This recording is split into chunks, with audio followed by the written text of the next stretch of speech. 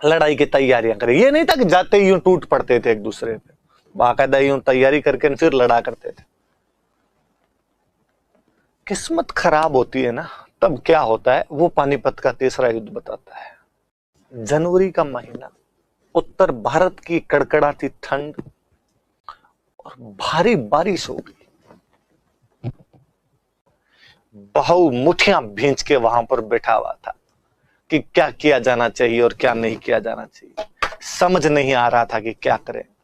रह गया, तोप खाना काम नहीं कर पा रहा था, उधर से अब्दाली की तोपें काम कर रही थी। और एक अच्छा सा स्टेटमेंट अभी बताता हूं मैं। कहते हैं कि मराठों की पानीपत के तीसरे युद्ध से सूचनाएं पुनः पहुंचनी बंद हो गई थी। बालाजी बाजीराव तैयारियां कर रहे थे कि मराठों की सूचना प्राप्त की जाए, कि सूचना भी नहीं पहुंच पा रही है इस साइड के अंदर। तो नजीबुद्दौला और शुजाउद्दौला पूरी तरीके से रोक के बैठे हुए। हुआ ये कि 1752 के बाद में भारत की पूरी राजनीति मराठों के इर्द गिर्द घूम रही है और मराठे ही सब कुछ शक्तिशाली हो रखे। यार मुगल बादशाह उनसे सहायता ले रहा है तो वो ही है सब कुछ। मुगल बादशाह को बना के वही आया करते थे, कौन बनेगा कौन नहीं बनेगा हम तय करेंगे। इमादुल मुल्क केवल उनका मराठों का मोहरा था और कुछ भी नहीं था। जब मुगल बादशाह को इन्होंने अपने संरक्षण में लिया तो मुगल बादशाह का ये मानना था कि भाई पंजाब मुल्तान तक तो मेरा इलाका है, पंजाब मुल्तान के आगे पाकिस्तान अफगानिस्तान शुरू हो जाता है, वहां पर जरूर अहमद शाह अब्दाली है, लेकिन वहां तक तो मेरा इलाका है। पंजाब मुल्तान का मतलब पाकिस्तान वाला पंजाब, मुल्तान तो पाकिस्तान में ही, आप जानते हो वीरेंद्र सहवाग ने जहां 309 रन बनाए थे, इसलिए वीरेंद्र सहवाग को मुल्तान का सुल्तान कहते हैं। अब्दाली को ये लगता था कि यार इलाका मेरा है। अब्दाली ने 1748 में अपने यहाँ पे लूटमार करने शुरू कर दी थी और वो पंजाब के कई भूभाग पर कब्जा कर लेता है। और केवल कब्जा नहीं करता है, पंजाब के अंदर वो अपने बेटे को गवर्नर बना देता। तैमूर उसके बेटे का नाम था और वो वहां का गवर्नर था। मराठों के हाथ में जैसे ही सत्ता आई, मुगल बादशाह उनके प्रोटेक्शन के अंदर आया, तो मराठे गए, उन्होंने तैमूर को जूते मार के भगाया से भग गया। अदीना बेग बनेगा हमारी तरफ से, और पंजाब में अदीना बेग को गवर्नर बना के आ जाते हैं। थोड़े दिनों बाद में उन्होंने अदीना बेग को कहा कि तू ही हट, सिंधिया ने कहा मैं, और सिंधिया वहां का गवर्नर बन गया। अहमद शाह अब्दाली इन चीजों को बर्दाश्त नहीं कर पा रहा था और अहमद शाह अब्दाली को लग रहा था कि यार अब ये पंजाब तक आ गए और इनका क्या भरोसा, ये क्रॉस करके हिंदू कुश क्रॉस करके अफगानिस्तान के अंदर घुसेंगे। और साहू ने कहा था निसंदेह आप योग्य पिता की योग्य पुत्र, मुझे एक दिन विश्वास है हिमालय के पार मराठों का झंडा गाड़ दोगे। और मराठा शक्ति क्या अपने चरम पर लहलहा रही थी उन दिनों के अंदर, पर अहमद शाह अब्दाली की हिम्मत नहीं पड़ेगी मराठों से लड़ ले। मुगल बादशाह किसी टाइम में अहमद शाह अब्दाली तय करके जा रहा था कि मुगल बादशाह कौन बनेगा और कौन नहीं बनेगा। अब मराठे तय कर रहे थे कि मुगल बादशाह कौन बनेगा और कौन नहीं बनेगा। तो दिल्ली में बादशाह की स्थिति, पंजाब के क्षेत्रों को लेकर जो लफड़ा चल रहा था, इस वजह से अब्दाली और मराठे एक दूसरे के आमने सामने आ गए। उल्टा भारत के जितने मुसलमान राजा थे बाकी, उन्होंने अब्दाली को कहा कि भैया अपने आपस में लड़ाई चल रही है वो साइड में, ये काफिर मार रहे हैं हमको। दिल्ली के अंदर गायत्री मंत्र के पाठ करवाते हैं मुगल बादशाह बनाने के बाद में, ये लोग दिल्ली के अंदर गंगा जल से पवित्र करके जाते हैं। मराठे मतलब लाल किले पे कब्जा मराठों का, भगवा लहरा रहा था उन दिनों के अंदर लाल किले पे। और अहमद शाह अब्दाली को बुलाने वाले दो मुख्य लोग, एक तो अवध वाला नवाब शुजाउद्दौला, याद आया होगा आपके, जो बक्सर वाले युद्ध के अंदर लड़ रहा है,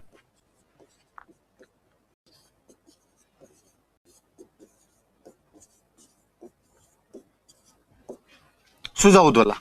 और एक रुहेलखंड का नवाब था उन दिनों में, ये अफगानी था रुहेलखंड वाला, तो नजीबुद्दौला।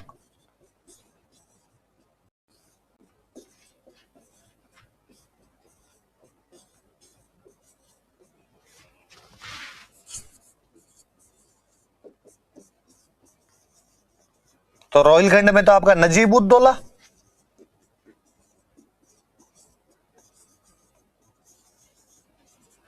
और इधर से आपके शुजाउद्दौला, अवध वाला।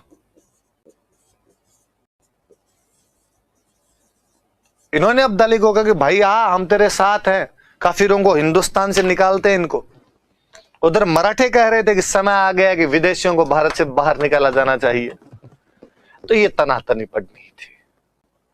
हिसाब ये कहता है कि जब तमाम मुसलमान अहमद शाह अब्दाली के पक्ष में इकट्ठे हो रहे थे, इमादुल मुल्क बेचारा फिर भी मराठों के साथ में था। इमादुल मुल्क मुगल बादशाह की तरफ से मराठे लड़ने के लिए गए थे, तो मुगल बादशाह इधर से रहेगा, पर मुगल बादशाह के पास खुद के पास ही शक्तियां नहीं थी।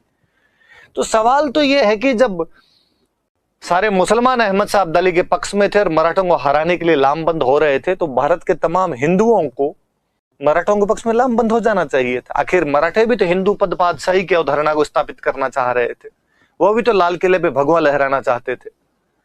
दिक्कत यही हुई कि जब मराठों ने पंजाब और मुल्तान से चौथ लेने के क्रम में राजस्थान और मध्य प्रदेश को रौंद के रख दिया था, तो राजस्थान और मध्य प्रदेश, उत्तर प्रदेश, पंजाब के इन बिटवीन जितने भी राजा थे, मुख्यतः दो बड़ी शक्तियां उन समय में, जाट और भरतपुर वाले जाट नया नया राज्य स्थापित हुआ था, और राजस्थान वाले बाकी जितने भी राजपूत राजा थे, इन लोगों ने मराठों की हेल्प नहीं की। दो रीजन, एक तो ये मराठों से खुद परेशान थे, इस वजह से हेल्प नहीं कर रहे थे। दूसरा, मराठों ने इनको पूछा भी नहीं, मराठों ने इनको कहा भी नहीं कि हेल्प करो।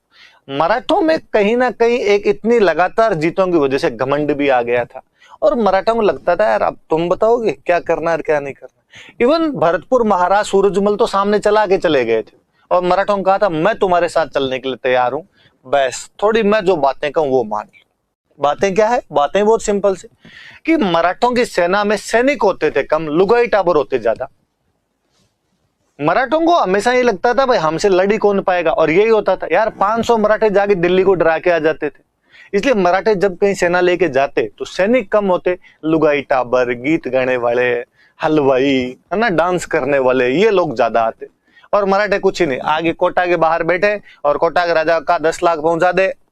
कोटा के राजा ने कहा 20 दिन लगेंगे। हाँ ठीक है, तो अपने क्या है, 20 दिनों तक हलवाई को कहा गया हाँ भाई चार इधर अपने जलवाइयां छाड़ने, वो जलेबियां छाड़नी शुरू कर दे तू तो अपने, और डांसर को कहा गया बस शुरू किया जाए मुजरा, देखेंगे 20 दिन तक तो अपने यहाँ पर। इसलिए मराठों की सेना में लुगाई टाबर, डांसर, सिंगर, हलवाई, मालिश करने वाले, ये ज्यादा लोग हुआ करते थे।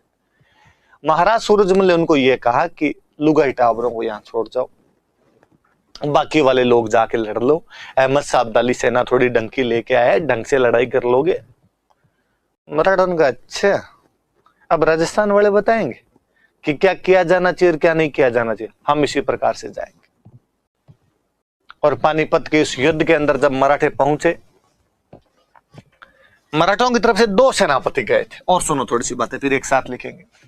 मराठों का जो औपचारिक सेनापति था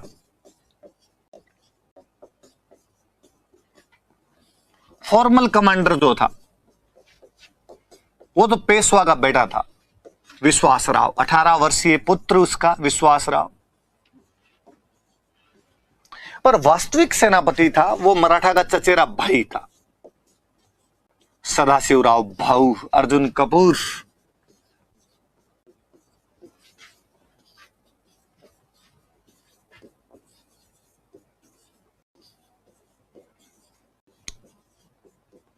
भाऊ गजब का कमांडर था, दिल्ली पर कभी भगवा लहरा के आया था, मराठों का झंडा लहरा के आया था।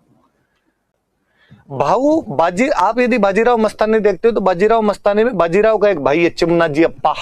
चिमनाजी अप्पा जो मस्तानी का विरोध करते थे, बाजीराव एक दिन उनके पीछे चाकू फेंकता है और कहता है कि अप्पा जी ये मत सोचना कि बाजीराव का निशाना चूक गया है, रिश्ता बीच में आ गया था। उस चिमनाजी अप्पा के बेटे थे सदाशिवराव भाऊ, बाजीराव का बेटा बालाजी बाजीराव, चिमनाजी अप्पा के बेटे सदाशिवराव भाऊ। और जो विश्वासराव है ये आपके उसका बेटा था, पेशवा का बेटा था। तोपखाना था इनके पास में, खूब अच्छी आर्टिलरी थी। इनके जो तोपखाने का प्रमुख था वो था इब्राहिम खान गार्दी। मैं लिखवा दूंगा, एक बार सुन लो बात। इब्राहिम खान गार्दी इनके तोपखाने का प्रमुख हुआ करता था। अब्दाली पहले आके बैठ गया था।